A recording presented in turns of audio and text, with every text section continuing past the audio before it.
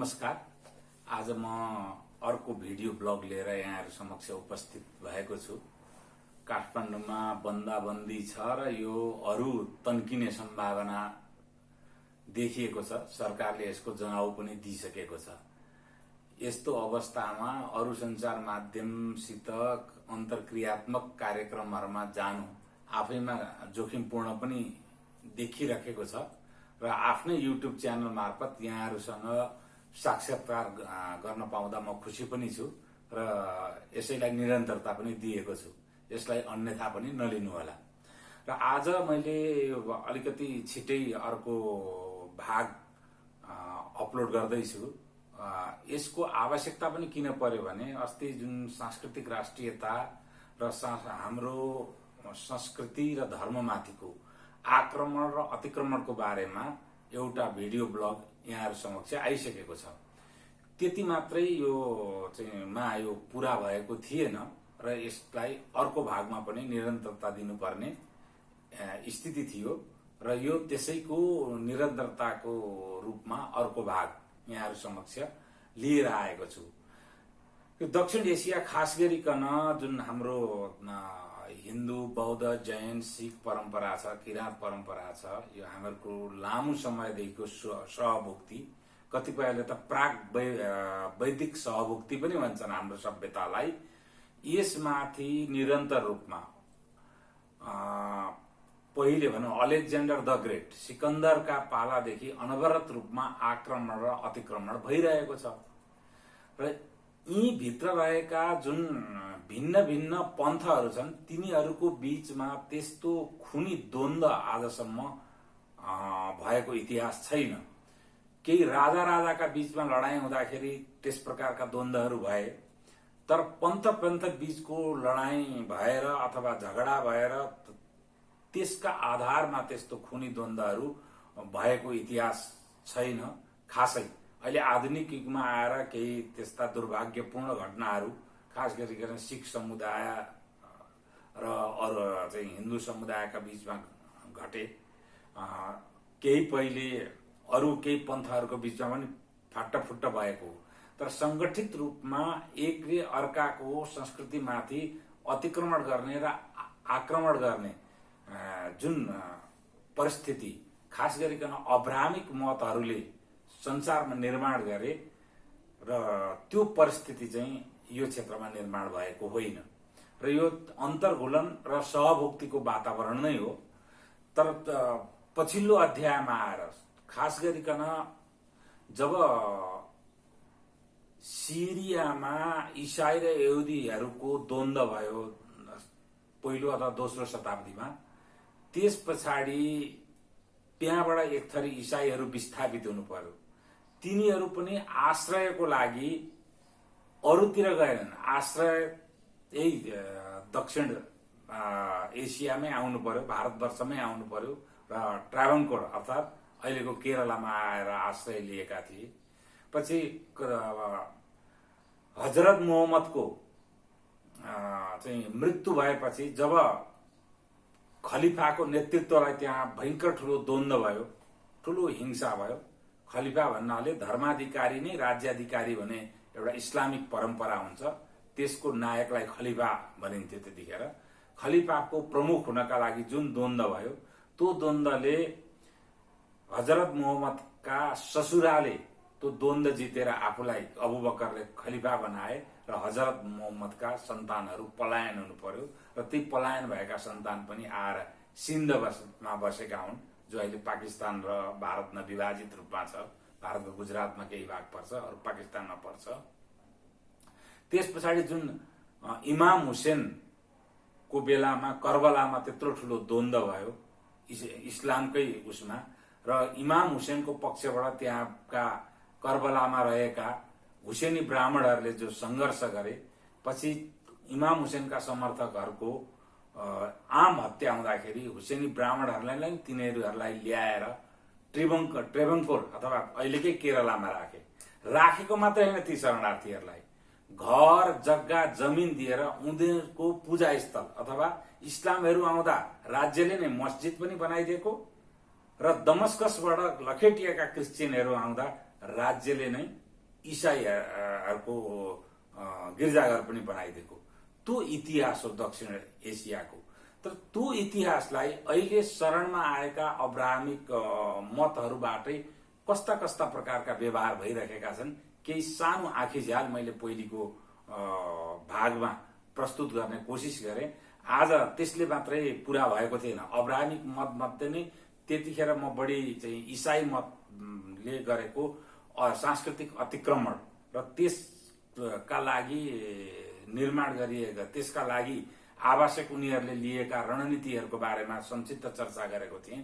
र म आज चाहिँ अब्राहमिक मतकै अर्को मत अथवा इस्लामले गरेको अतिक्रमण र आक्रमणको बारेमा दक्षिण एसियामा त्यसको बारेमा म बढी चर्चा गर्नेछु र यसलाई रौतहटको सन्त हत्यासित पनि काहीँ न काहीँ जोड्ने कोसिस गर्नेछु। यो षड्यन्त्रको थ्योरी अनुसार मैले जबरजस्ती जोडे होइन, यो सम्भावनाका विषयहरू मैले यहाँहरू समक्ष राखेको हुँ। र आजको विषय छ गजवाए हिन्द र निजाम ए मुस्तफा। गजवाए हिन्द अब यी दुईटा शब्द नबुझिकन हामी इस्लामहरूले कसरी आफ्नो पन्थ विस्तार गर्छन् र पन्थ विस्तार गर्नु भनेकै जुन ठाउँमा पन्थ विस्तार हुन्छ त्यहाँको राज्य शक्ति आफूमा केन्द्रित गर्ने हो। त इस्लाम भने चाहिँ अहिलेसम्म पनि एउटा निरपेक्ष परम्परा मात्रै नभएर एउटा दर्शन परम्परा र धर्म परम्परा मात्रै अथवा पन्थ परम्परा मात्रै नभएर यो चाहिँ राज्य सत्तालाई मुठीमा लिने एउटा राज्य सत्ता अथवा एउटा राजनैतिक प्रणाली स्थापित गर्नका लागि पनि यो मास मिलिसिया प्रणालीको रूपमा पहिले विकसित भएको हो र त्यसका अवशेषहरू अहिले पनि छन्।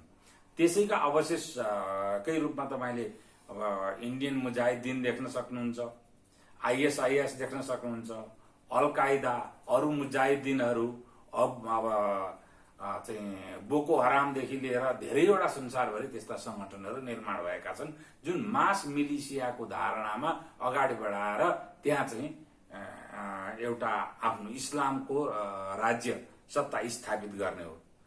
र त्यसको लागि अब हामी चाहिँ दक्षिण एसिया, अब हिन्द क्षेत्र, यसलाई अरबहरूले हिन्द क्षेत्र भन्छन् र यो हिन्द क्षेत्र भएको हुनाले हामीले गजवाए हिन्दको कुरा गरिरहेका छौँ। तर जतिखेर इस्लामको उत्पत्ति भयो र पहिलो खलिफा अबु बकर अब मोहम्मद हजरतको निधन भएपछि उनका ससुरा अबु बकरले चाहिँ जब इस्लामी खलिफातको अथवा साम्राज्यको नेतृत्व गरे, त्यस पछाडि एकैचोटि उनले गजवाए दमिस्क भनेको दमस्कस र इजरायलमा पनि त्यतिखेरै सुरु गरे हो। गजवाए फारस भनेको पर्सिया, अहिलेको इरान, त्यहाँ पनि सुरु गरे हो। त्यहाँ चाहिँ हिन्दूहरू र तत्कालीन रूपमा बौद्धहरू पनि र जरदस्तियनहरू बढीमा जो जिन्दा अवस्थालाई बाँध्दछन्। यहाँ सबैले जान्नु भएको छ, टाटा त सबैले चिन्दछन्, उहाँहरूको मत पन्थ जसलाई जरदस्तियन भन्छ, उनीहरूको चाहिँ बाहुल्यता थियो। त्यतिखेर गजवाए फारस, गजवाए अबिसिनिया भनेको इथियोपिया अहिलेको, त्यस्तै गरेर गजवाए हिन्द। र हिन्दमा बढी लक्षित किन पनि थियो भने सबैतिर अब धर्म पन्थ विस्तार गर्नुपर्ने र राज्य कब्जा गर्नुपर्ने त त्यो चाहिँ सोच अथवा त्यो चाहिँ उद्देश्य त राखिएकै थियो। तर गजवाए हिन्द अन्तर्गत सबभन्दा पहिले आक्रमण गर्नुपर्ने कारण चाहिँ थियो सिन्धमा। त्यो सिन्धमा शरणार्थीको रूपमा हजरत मोहम्मदका सन्तानहरूलाई शरण दिएको थियो। त्यसैको कारणले अबु बकरकै पालामा त भएन, सायद तेस्रो खलिफा थिए अब्दुल मलिक इबन मरवान। उनको पालामा उनका चाहिँ सेनापति भनौँ, त्यतिखेर सेनापति थिए मोहम्मद बिन कासिम। लामो नाम छ, मोहम्मद बिन कासिम भनौँ भने सबैले जान्दछन्। मोहम्मद बिन कासिमको नेतृत्वमा सबभन्दा पहिले गजवाए हिन्दको मुहिम चाहिँ अरबबाट सुरु भएको देखिन्छ र त्यसले सबभन्दा पहिले आक्रमण गरेको सिन्धमा। सिन्ध नजिकै पनि पर्यो, ओमानदेखि वारिपट्टि हिँडेर पनि आउन सक्यो त अलिकति समुद्र तरेपछि। त गजवाए हिन्द सबभन्दा पहिले त्यहाँबाट आक्रमण सुरु भएको देखिन्छ र ती हजरत मोहम्मदकै सन्तानलाई शरण दिए बापत त्यहाँ चाहिँ का राजाहरू ब्राह्मण थिए र ती राजा थिए दाहिर। त्यतिखेर राजा दाहिरको साम्राज्यमाथि सिन्धमाथि आक्रमण गरियो र शर्त थियो हजरत मोहम्मदका सन्तानहरूलाई पहिले फिर्ता दिने मात्रै। तर शरणार्थीहरू शरणको मरण गर्नु हुँदैन, बरु यिनीहरूलाई युद्ध गरेर म रक्षा गर्छु भनेर दाहिर अगाडि बढे। 3-4 चोटिको युद्धमा उनको हार भयो। म यो किन भनिरहेको छु भने ऐतिहासिक पृष्ठभूमि बिना अहिलेको परिस्थिति बुझ्न सकिँदैन। यो सबै बराबर यो लिबरल एटिच्युडले मात्रै तपाईँ बाँच्न सक्ने स्थिति छैन। आफ्नै आत्मघात गर्ने नै यो चाहिँ उदारवादको पनि अर्थ छैन। त्यसकारण आफ्नो पहिचान र आफ्नो इतिहासको रक्षार्थ जसले अडा लिन सकेन त्यसको नियति अन्त्य नै हुनेछ। त्यसकारण हामी जो दक्षिण एसिया बसिरहेका, जो सर्वप्राचीन सभ्यताको धरोहर बोकेर बसिरहेका हामीहरू चाहिँ सभ्यताका अनुयायीहरू छौँ। हामीले यो कुरा बुझ्न पर्छ भन्ने मलाई लाग्छ र आम रूपले यो कुरा बुझ्नुहोस् भनेर नै यहाँहरू समक्ष मैले राखेको छु। यो किनभने सन्तको हत्या कदाचित त्यता जोडियो भने यो फिट्टो घटना होइन है। त सिम्रौनगढमा म आउँछु। यो रौतहट बारा चाहिँ सिम्रौनगढ अन्तर्गत पर्छ प्राचीन राज्यको। त्यसको बारेमा पनि म यहाँ प्रवेश गर्नेछु। आजको अलिकति भिडियो ब्लग केही लामो पनि हुन सक्छ।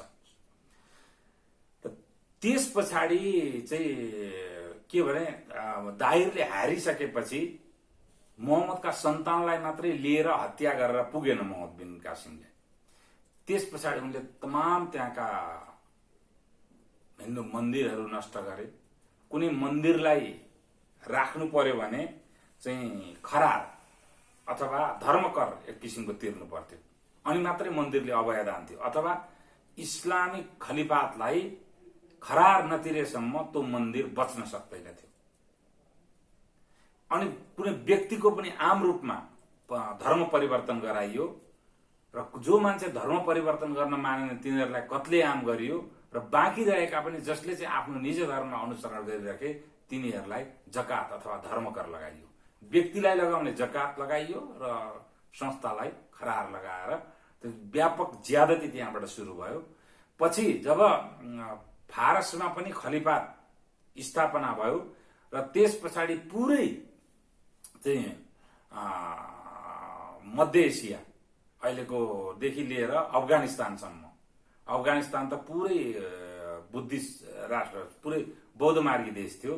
ती सबैलाई इस्लामको सम्प्रदायमा चाहिँ गाभियो र सबै इस्लामिक देशहरू बनाइयो र त्यस पछाडि त्यहाँ निर्माण भएका सम्पूर्ण शासकहरूले, त्यो ठाउँ ठाउँमा निर्माण भएका योद्धाहरू र शासकहरूको यस क्षेत्रलाई अनवरत रूपमा इस्लामीकरण गर्ने नीति रह्यो र त्यही इस्लामीकरणको नीति अथवा यो दक्षिण एसिया, यो हिन्द क्षेत्रलाई, खास गरेर हिन्दकुश पर्वतदेखि दक्षिण र पूर्व र इरावती नदीसम्मको क्षेत्रलाई फतह गर्नु अथवा विजय गर्ने जुन इस्लामिक नीति हो र यहाँका काफिर, गैर इस्लामीहरूलाई त काफिर भन्छ कुरानले, काफिरहरूलाई इस्लामको मार्गमा लिएर जाने जुन नीति हो त्यसलाई गजवाए हिन्द भनिन्छ। त अहिले पनि गजवाए हिन्द अनवरत छ। आइएसआइएस का तपाईहरुले डकुमेन्ट पढ्न सक्नुहुन्छ, इन्डियन मुजाहिदिनका डकुमेन्ट पढ्न सक्नुहुन्छ। त्यो मात्र हैन, बेला बेलामा नेपालमा भएका मजलिसहरूका कुराहरू तपाईहरु सुन्न सक्नुहुन्छ, भारतमा भएका मजलिसहरूका कुराहरू सुन्न सक्नुहुन्छ। तपाईले यो दारुल उलुम भन्छ, दारुल उलुम भनेको धार्मिक विश्वविद्यालयहरू। तिनीहरू कुनै महेन्द्र संस्कृत विश्वविद्यालय जस्तो होइन कि अरू कोर्सहरू पनि पढाउन्। त्यो नितान्त इस्लामिक धर्मशास्त्रका कुराहरू मात्रै पढाइन्छ, एकाङ्गी शिक्षा हुन्छ त्यहाँ। तिनीहरूलाई एक विषय बनाएर अरू विषयहरू पढाइन्न। त ती दारुल उलुम अब नेपालमा पनि खुलिसकेका छ। यद्यपि यसको बारेमा धेरै ठूलो विवाद गिरिजाप्रसाद कोइराला प्रधानमन्त्री हुनुहुँदाखेरि उठेको थियो, तर पनि अब दारुल उलुम सुनसरीमा छ, नेपालमा पनि खुलिसकेको अवस्था छ। दारुल उलुम देवबन्द त प्रख्यातै छ, हरेक साना साना कुरामा फतवा जारी गरिरहेको हुन्छ, तर धेरै ठूलो सामाजिक कुराहरू र न्यायिक कुरामा कहिले फतवा जारी गर्नुपर्ने जरुरी उनीहरू सम्झिँदैनन्। र र यसलाई भन्छ गजवाए हिन्द। यो गजवाए हिन्द अन्तर्गत अब कुनै पनि क्षेत्रमा एउटा वर्चस्व स्थापित गरिसकेपछि, त्यो क्षेत्रलाई हराइसकेपछि, पकडमा लिइसकेपछि त्यहाँको संस्कृतिलाई निमिट्यान्न पार्नको लागि निजाम ए मुस्तफा भनेर उनीहरूको नीति रहन्छ। त्यो भनेको के? निजाम भनेको राजा बनाउने, मुस्तफा भने भगवानको राजा बनाउने अथवा अल्लाहको राजा बनाउने, मुस्तफाको राजा बनाउने। त्यो भनेको सम्पूर्ण कुरान शरीफबाट निश्रित धार्मिक कानूनहरू नै त्यहाँको नागरिक संहिता हुन्छ। नेपालमा मुलुक ऐन भन्छ नि, त्यहाँको मुलुक ऐन हुन्छ अथवा शरिया लागू गर्ने, त्यो हो निजाम ए मुस्तफा। यो दुईटा अन्तर्गत बारम्बार दक्षिण एसियामा त्यो काम कारबाहीहरू भइरहेका छन्। पाकिस्तान त लगभग गइसक्यो। यदि यो सबै मुस्लिम समुदायलाई भनेको छैन, त्यो मध्ययुगीन मुस्लिम अब धर्म विस्तारमा कस्ता कस्ता परिघटना भए त्यसैको आधारमा आजको आधुनिक, जसले कति मुस्लिमहरू ठुल्ठुला साहित्यकार छ, नोबेल पुरस्कार पाइसकेका छन्, एकदम कमाल पासा जस्ता अब ठुला ठुला सुधारकहरू पनि भए, धेरै मुस्लिमहरू सन्तहरू पनि भए होला, तर अहिले पनि त्यसको अवशेष बाँकी रहेको र त्यसको अवशेषलाई यो इस्लामिक आतंकवादको रूपमा सारा दुनियाँका गैर इस्लामिक सभ्यताहरूले सामना गरिराख्नु पर्ने बाध्यात्मक स्थिति भएको हुनाले हामीले पनि यो जान्न जरुरी छ। र यसलाई अहिले आधुनिक युगमा आएर जब चाहिँ अब हामीहरू सबै समान भनेर उनीहरूको यो कट्टरतालाई सहनशीलताको नाममा तुष्टिकरणका नीतिहरू जब अवलम्बन गरिए, खास गरिकन 50 को दशक पछाडि दक्षिण एसियामा जसरी अनवरत रूपमा अवलम्बन गरियो, त्यसको दुष्परिणाम हामीहरू भोग्दैछौँ धेरै ठाउँ। अब यहाँ धेरैवटा भएका छन् यी कुराहरू, धेरैवटा घटनाको जिकिर नगरौँ। अब म यो पृष्ठभूमिमा अब सिमरौ नगरमा म प्रवेश गर्छु, किनभने सिमरौ नगर नै सबभन्दा पहिले नेपालमा इस्लामी सल्तनतले झण्डा गाडेको ठाउँ हो। त्यो सिमरौ नगर नै अहिले पनि, किन मैले त्यसलाई भनिरहेको छु भने सिमरौ नगर क्षेत्र अन्तर्गत बाराको पूर्वी क्षेत्र र सिमरौ नगर त बारामै पर्छ, बाराको पूर्वी क्षेत्र र रौतहट पर्छ। त्यहाँ इस्लामिक जनसङ्ख्या पनि ठुलो छ। हालाकि त्यो इस्लामिक जनसङ्ख्याप्रति मेरो कुनै आग्रह होइन, तर त्यहाँ भइरहेका क्रियाकलापहरूको बारेमा हरेक व्यक्ति सचेत हुन जरुरी छ कि कस्ता कस्ता क्रियाकलाप हुन्छन्। जस्तै अस्ति बालाकोट सर्जिकल स्ट्राइक भयो, भारतले गर्यो। त्योभन्दा अगाडि पुलवामामा चाहिँ भारतीय सुरक्षाकर्मीमाथि आतंकवादी वारदात गरेर मारियो। त्यो सर्जिकल स्ट्राइक भएको भोलि अथवा पर्सिको दिन पाकिस्तानको झण्डा लिएर त्यहाँ प्रदर्शन भएको छ। धेरै यस्ता परिघटनाहरू घटेका छन् र अझ त्यो 63 साल पछाडि त नेपालको दक्षिणी क्षेत्रमा यति धेरै मद्रसाहरू र यति धेरै ठुल्ठुला मस्जिदहरू बनेका छन् कि जुन हाम्रो जनसङ्ख्याको अनुपात छ, त्यो जनसङ्ख्याको अनुपातमा मदरसा र मस्जिदहरूको संख्या कति चाहिने, यो नै अनौठो विषय भएको छ। र त्यहाँ मौलवीहरू आउने र पढ्न आउने जो विद्यार्थीहरू छन्, ती रोहिङ्गादेखि लिएर अनेक किसिमका बाहिरिया विद्यार्थी र बाहिरिया मौलवीहरू त्यति नै छ। त्यहाँ आउने जुन सहायता छ, त्यो सहायता पनि सन्देहास्पद सहायताहरू त्यति नै ठुलो छ। कतार, साउदी अरेबियातिरबाट आउने सहायताहरू पनि त्यत्तिकै ठुलो छ। त्यो सहायताको प्रयोग कहाँ भइरहेका छ, यसको बारेमा नेपालले यथेष्ट मोनिटरिङ गरेको स्थिति छैन। र यही कुरालाई लिएर नेपाल र भारतको बीचमा बारम्बार धेरै कुराहरूमा चाहिँ दोषारोपण, एकअर्कालाई दोषारोपण गर्ने स्थिति पनि भएको छ। र भारतमा भएका धेरैवटा आतंकवादी वारदातमा यी क्षेत्रका व्यक्तिहरूको तार पनि जोडिएका कुराहरू सार्वजनिक भएका छन्। अब म सिमरौ नगरको कुरा गर्छु। सिमरौ नगरमा चाहिँ सबभन्दा पहिले अब यो गयासुद्दिन तुगलकले हरिसिंह देवलाई त्यहाँ हराएपछि सिमरौ नगर लगभग इस्लामिक सल्तनत अन्तर्गत भयो। बंगालमा आक्रमण गरेर फिर्दाखेरि एकदमै त्यहाँ समृद्ध राज्य छ सिमरौ नगर भन्ने थाहा पाएर उनले त्यहाँ आक्रमण गरेका हुन्।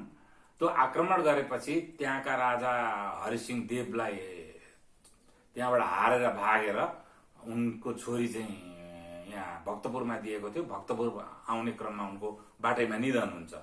त्यस पछाडि यसको मैले यो किन जिकिर गरिरहेका छु, एक त सबभन्दा पहिले अहिले नेपालको जुन हाम्रो भूगोल छ त्यो भूगोलभित्र सबभन्दा पहिले इस्लामिक झण्डा गाडिएको ठाउँ सिम्रौनगढ हो। त्यो सिम्रौनगढमा इस्लामिक झण्डा गाडिएपछि शङ्कराचार्यको पालादेखि, यो अलिकति धेरै पछिकै कुरा, गयासुद्दिन तुगलक भनेपछि तपाईँहरूले गुगल हेर्न सक्नुहुन्छ, पृथ्वीराज चौहानलाई मारेकै लगभग 11औं शताब्दीको सुरुवाततिर हो। त्यतिखेर त्यस पछाडि दिल्लीमा चाहिँ इस्लामिक सल्तनत स्थापित भएको भनेपछि त्यसभन्दा पनि निकै पछाडि हो यो कुरा, गयासुद्दिन भनेको। त्यस पछाडि तुगलक वंशको पालामा भनेको 13औं शताब्दीको हाराहारी हो। अनि यो जयस्थिति मल्ल भन्दा पछाडिको कुरा हो। अनि त्यहाँभन्दा अगाडि चाहिँ शङ्कराचार्यको पालादेखि नै त्यो ठाउँ चाहिँ धेरै नै महत्त्वपूर्ण थियो सिम्रौनगढ। हरिहरनाथ मुक्तिनाथ रथयात्रा चल्थ्यो। हरिहरनाथ भनेको जहाँ कालीगण्डकी नदी गङ्गामा मिसिन्छ, गङ्गा र कालीगण्डकीको सङ्गमलाई हरिहर क्षेत्र भनिन्छ। त्यो क्षेत्रबाट रथ लिएर नेपालको मुक्तिनाथसम्म, मुस्ताङसम्म पुर्याइन्थ्यो र त्यसको एउटा बिसौनी सिम्रौनगढ हुन्थ्यो र सिम्रौनगढका राजाहरूले पनि त्यसलाई चाहिँ अगाडि लिएर जान्थे। अनि त्यस्तो एउटा समृद्धशाली ठाउँ थियो त्यो, र त्यो ठाउँलाई तहस नहस गराएपछि त्यो यात्रा पनि त्यस पछाडि बाधित भएको भनेर इतिहासमा पाइन्छ। यो सिम्रौनगढ त्यस पछाडि एउटा इस्लामहरूको एउटा केन्द्र बन्यो। केन्द्र बनेपछि इस्लामका शासनहरू पनि लागू भयो होला बीचबीचमा, अनि फेरि पछाडि अरू शासनहरू पनि भए। अब यो इतिहासको कालखण्डमा म जान चाहन्न। अब अहिले चाहिँ हामी अब आधुनिक स्थितिमा फेरौँ। अहिले पनि के छ भन्नुहुन्छ, त्यहाँ मात्रै नभएर अब विभिन्न कालखण्डमा इस्लामिक जनसङ्ख्या नेपालभित्र पनि छ, झापादेखि लिएर पश्चिमैसम्म। र यो इस्लामिक जनसङ्ख्यामा खास गरिकन अहिले जुन प्रकारको इस्लामिक कट्टरता स्थापित भइरहेका छ, यो अस्तिको चाहिँ के अरे यो 70मा एउटा मजलिस भएको थियो, त्यसमा पनि हामीहरूले देख्यौँ। अब तब्लिगी मर्कजमा गएका मानिसहरूको स्थिति पनि हेऱ्यौँ।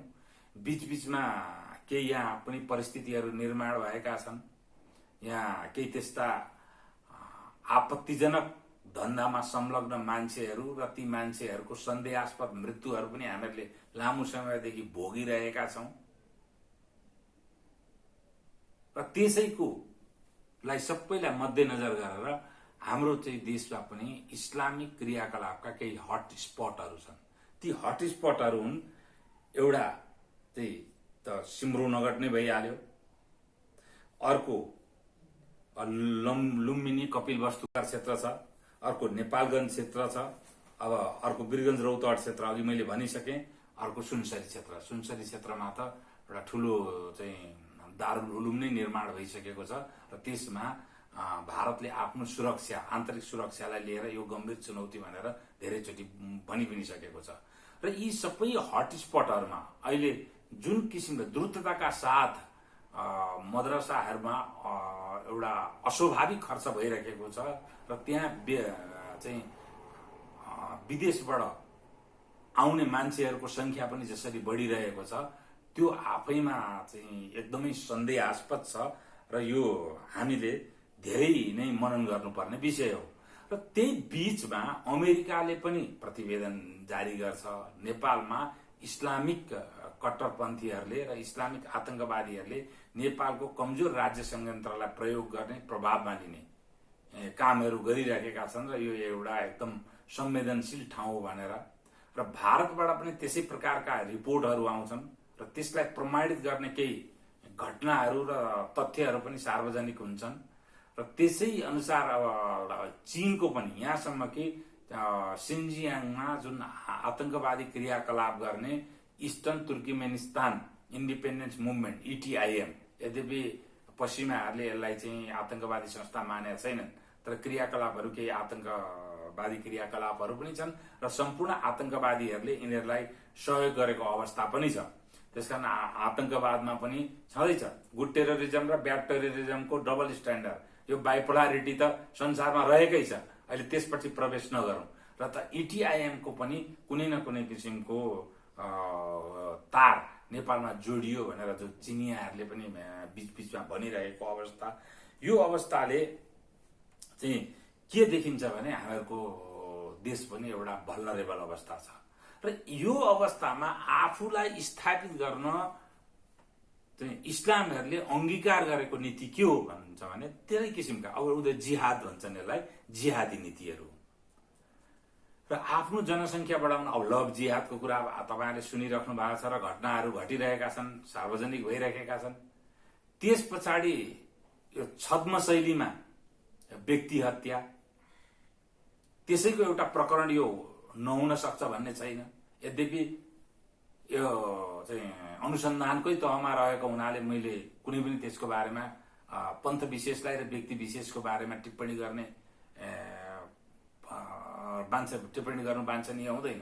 तर यस्ता घटना पहिले पनि घटेका छन् धेरै ठाउँहरूमा र खास गरिकन हिन्दू र बुद्धिस्टहरूलाई सामूहिक रूपमा चाहिँ गर्ने, यसलाई हेरास गर्ने भन्छ नि, हतोत्साही बनाउने अनि बौद्धिक रूपमा यिनीहरूलाई प्रभावमा लिएर हतोत्साही बनाउने, तुष्टिकरणको लागि नीति निर्माणमा बसेका मान्छेलाई प्रभावमा लिने र बाध्य पार्ने अनि बौद्धिक जगतबाट सही अनुरूपको क्याम्पेन गर्ने। जस्तो देख्न सक्नुहुन्छ तपाईले कुनै दिन अरू युट्युब हेर्नुहोस्, राम पुनियाका युट्युब हेर्नुहोस्, अरुन्धती रोयको हेर्नुहोस्, रामचन्द्र गुहाका कुराहरू सुन्नुहोस्, गौतम नौलखाका कुराहरू सुन्नुहोस्। यस्तो अहिले आउँदाखेरि किन यी अहिलेका बुद्धिजीवी भनिएका, फेरि के छ भने बडो दुर्भाग्य छ, यस्तो मानिसहरूलाई बुद्धिजीवी भनेर त्यो मिडियाहरूले पनि बढी रिकग्नाइज गर्ने, जो मान्छे हाम्रो निज संस्कृतिबाट को विद्याबाट अगाडि बढेर त्यसको बारेमा व्यापक रूपमा जानकार छ, त्यो मान्छेलाई भरसक प्राथमिकतामा लिएर नआउने। यो हाम्रो आग्रह हो अथवा कहीँबाट प्रभावित भएर परिचालित भएको अवस्था हो। मैले निर्क्योल गर्न सकेको छैन, तर यो अवस्था छ। नभए अरुन्धती रोय, गौतम नौलखा जस्ता सांस्कृतिक अतिक्रमणकारी र आक्रमणकारीहरूका मतियारहरूले यो तादादमा मान्यता पाउनु आफैमा दुर्भाग्यपूर्ण कुरा हो। सामाजिक अराजकताका यिनीहरू चाहिँ मतलब जनकहरू हुन्। त्यसको त सिलसिला फेरि आज चलेको होइन। तपाईँलाई बडो एउटा अद्भुत घटना म भन्छु। यो भारत र पाकिस्तान चाहिँ विभाजन भएर अथवा स्वतन्त्रता पछाडिको कुरा हो।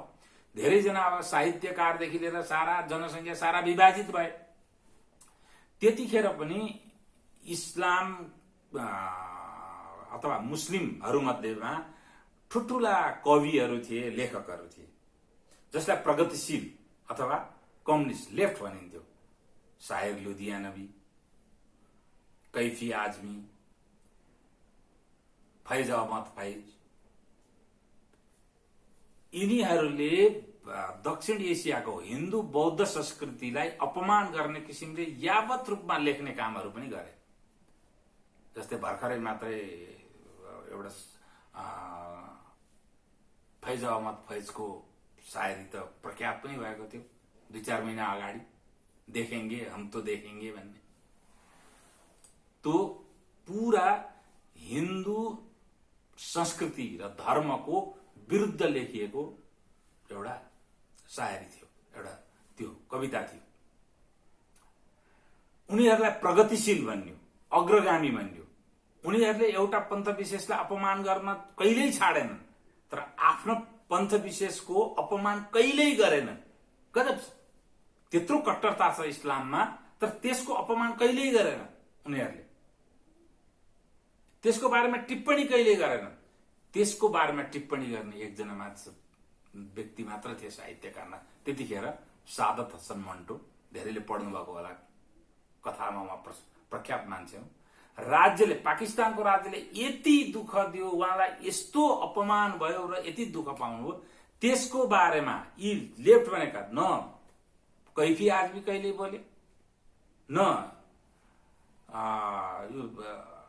फैज कहिले बोले, न लुधियानवी, न हसरत, कोही पनि बोले। यो त अद्भुत छ।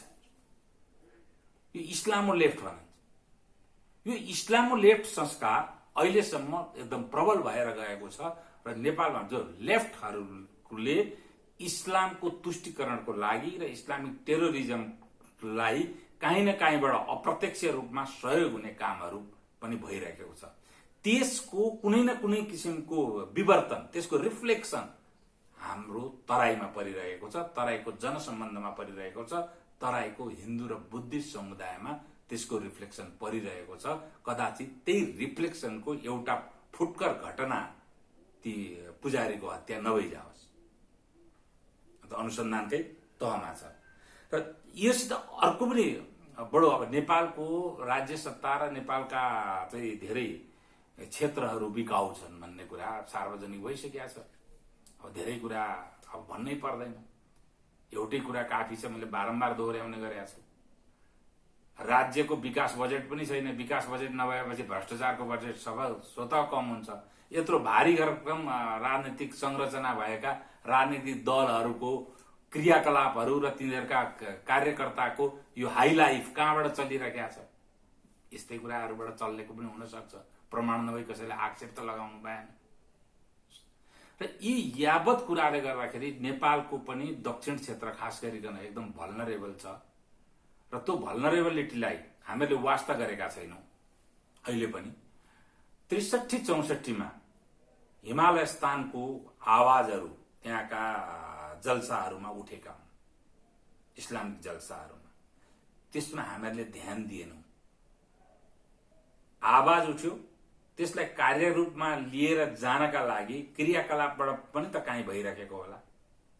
अब बिस्तारै बिस्तारै अहिले के आइरहेको छ भने बडो गजब छ, हेर्नुहोस् कस्तो स्ट्राटेजिक मुभ भइरहेको छ। अब भिन्न नागरिक संहिताको कुराहरू नेपालमा उठिरहेको छ।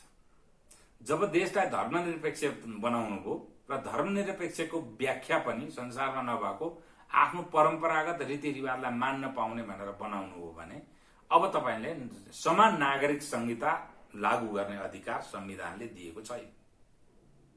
तपाईले भिन्न नागरिक संहिता लागू गर्नै पर्छ। अब शरियाको कुरो उठ्न थालेको छ, भिन्न नागरिक इस्लामको लागि भिन्न नागरिक संहिताको। भारतमा समान नागरिक संहितातर्फ भारत अग्रसर भइरहेका छ। त्यहाँको राज्य अझ त्यो 3 तलाकलाई अन्त्य गरेपछि त समान नागरिक संहिताको लागि धेरै अगाडि बढिसकेका छ। बहुविवाहको अन्त्य, धेरै कुराहरूको अब अन्त्य हुँदैछ त्यहाँ। हामी चाहिँ अब भिन्न नागरिक संहितातिर अग्रसर भइरहेका छौं। भोलि भिन्न नागरिक संहिता स्थापित हुने बित्तिकै अरू धर्म र संस्कृतिहरूको आस्थामा बाधा पर्ने र आस्थालाई चुनौती दिने कामहरू के कति होला। भोलि 3 तलाक भनेर एउटा मुस्लिम महिला नै भिक्टिम भएर हिँडेको स्थिति आउला नआउला, यी सबै भविष्यमा को बारेमा सोच्ने विषयहरू हुन्। तर हामी गम्भीर रूपमा त्यतापट्टि अग्रसर भइरहेका छौं। यो दुर्भाग्यपूर्ण कुरा हो। अब अहिले जुन मैले अहिलेसम्मको परिस्थिति यहाँहरु समक्ष राखेँ, यसले नेपाल एउटा भल्नरेबल अथवा एकदमै अप्ठ्यारो परिस्थितिमा गुज्रिएको र यहाँबाट विभिन्न किसिमका आतंकवादी क्रियाकलापको पृष्ठपोषण हुने सम्भावना बढ्दै गएको र इस्लामी अतिवादी अथवा टेरोरिस्टहरू आतंकवादीहरूले नेपालको कमजोर राज्य संयन्त्र, कमजोर सुरक्षा संयन्त्रलाई कुनै पनि प्रलोभनमा अथवा कुनै पनि दबावमा प्रभावित गरेर प्रयोग गर्ने वातावरण पनि निर्माण भइरहेको र दक्षिणमा त्यस प्रकारको जुन प्रकारले इस्लामिक चाहिँ संस्थाहरूको विस्तार भइरहेको छ र ती विस्तारित संस्थाहरूमा आएर विदेशीहरूले जसरी प्रकारको क्रियाकलाप गरिरहेका छन्, त्यसले एउटा गम्भीर परिस्थितिको संकेत गरेको छ। र आज सन्तको हत्या प्रकरणमा नेपालको संस्कृतिमाथि कसरी आक्रमण र अतिक्रमण अर्को अब्राह्मिक मतबाट पनि भइरहेको छ भनेर यहाँहरु समक्ष राखे। आजलाई यति, धन्यवाद।